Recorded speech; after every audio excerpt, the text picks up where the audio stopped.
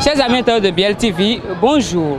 Le Bénin célèbre ce jeudi 1er août 2024 la 64e édition de son accession à la souveraineté internationale. Après les manifestations officielles, nous nous sommes rapprochés de quelques participants pour recueillir leur avis sur cette célébration. Suivez. C'est une belle fête, une belle organisation. Je remercie les organisateurs, je remercie le président de la République, je remercie tout le peuple béninois et je leur souhaite une très bonne fête. Mes impressions sont bonnes. Nous avons assisté à une parade militaire, paramilitaire impeccable, magnifique, avec des tableaux alléchants. La particularité est que le Nigeria nous a présenté un tableau fantastique. C'est la preuve que notre pays progresse sous le leadership du président Patrice Talon. Et on ne peut que, disons, nous souhaiter courage, parce que c'est une question de courage. Et nous avons quitté loin et aujourd'hui nous sommes à un atterrissage où on peut déjà se bomber le torse pour dire que bon, que quelque chose va positivement dans le pays. Nous avons vu l'acquisition des matériels ultra modernes au profit de l'armée béninoise. C'est la preuve que notre démocratie est en marche.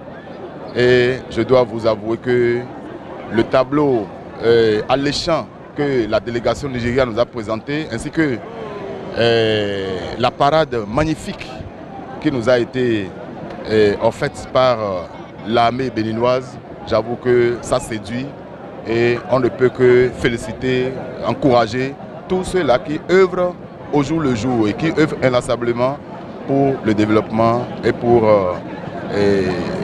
l'émancipation de notre pays. Mes impressions sont très bonnes. J'ai vécu avec plaisir une fête très sobre et très belle. Ce qui veut dire qu'avec peu de moyens, si on a la vision, on a la volonté, on peut faire de très belles choses. Mais au-delà de la fête, je nous invite dans notre pays et au-delà en Afrique à la réflexion. On a dit dans 4 ans de dépendance, il faut qu'on puisse faire le bilan pour voir si vraiment cette indépendance-là se traduit dans les faits. Aujourd'hui en Afrique, nous peinons à avoir l'indépendance énergétique. Il faut qu'on y réfléchisse. Parce que sans l'énergie, il n'y a pas de développement.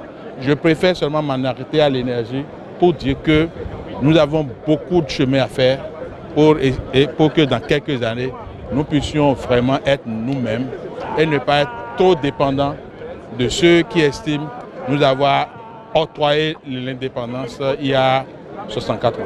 C'est un sentiment de fierté qui m'anime en ce moment. Nous ne pouvons que dire merci. Merci à notre fierté nationale, le grand visionnaire, son Excellence le président Patrice Talon. Le président Patrice Talon, il a rêvé pour nous. Il a osé rêver grand et il est en train de réaliser. Là maintenant, c'est un vent de la véritable indépendance qui souffle à travers, sur toute l'étendue du territoire national. Nous sommes très fiers du président. Et comme le disait l'autre, il dit le président Talon est un homme complet. Donc nous sommes très fiers, nous n'allons pas beaucoup parler, nous sommes dans la joie. Le Bénin est en train de changer, le Bénin force respect et admiration de tous. La dynamique de la continuité s'impose. Ma seule crainte, c'est est-ce que les populations ont conscience de la justesse du sacrifice qu'on leur demande pour arriver là où on est venu. Parce que c'est cela. Si elles ne comprennent pas, elles vont se braquer et prendre des positions pour tout détruire dans 2 ans. Parce que si la même dynamique ne continue pas, eh bien 5 ans après, on va commencer par dire Nandagne, oh, excusez-moi, si je savais. Donc il faudrait que nous travaillions pour que la même dynamique continue après le président Patrice Talon.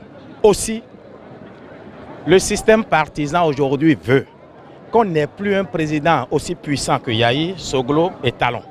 Que le prochain président soit au fait la tête d'un corps politique. C'est ça le système partisan. Donc le prochain président, je souhaite, et il faut que cela soit ainsi, il faut qu'il soit désigné par le président Patrice Talon, mais que tout le corps politique le soutenant aujourd'hui, comme un seul corps, soutienne celui-là. Mais il faut que celui-là comprenne qu'il n'est pas devenu président par lui-même et commencer par attraper chacun de nous qui va le critiquer. Moi, je vais le critiquer s'il fait mal. Donc, c'est surtout ma crainte, c'est ça. Vous avez vu tous les corps qu'on a vus et vous avez vu comment le peuple est sorti nombreux suivre.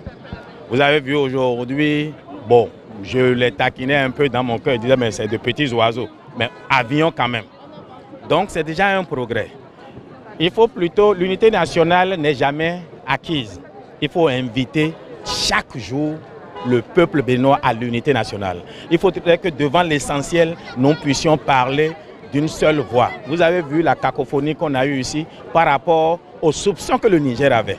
Mais quand les Nigériens sont venus, ils n'ont rien dit eux-mêmes. Mais des Béninois étaient convaincus qu'ils avaient le devoir de dénoncer leur propre pays. Vous trouvez ça normal? Non. Les dents et la langue qui sont condamnés à vivre toute une vie, parfois se querellent, mais trouvent toujours un moyen de se réconcilier. Il faut que les Béninois comprennent que nous n'avons pas le choix que de vivre ensemble dans l'harmonie. Tout comme vous, nous avons assisté à un défilé somptueux des forces de défense et de sécurité. Et comme vous vous intéressez à la garde nationale, je peux vous dire que ce que vous avez vu est une amélioration du tableau que nous avons présenté l'année passée. Et la garde nationale est en constante évolution, en constant perfectionnement.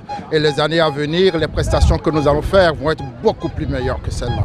Dis bonne fête à toutes les Béninoises et à tous les Béninois et que nous puissions continuer à vivre dans la convivialité, dans la fraternité et dans l'amitié.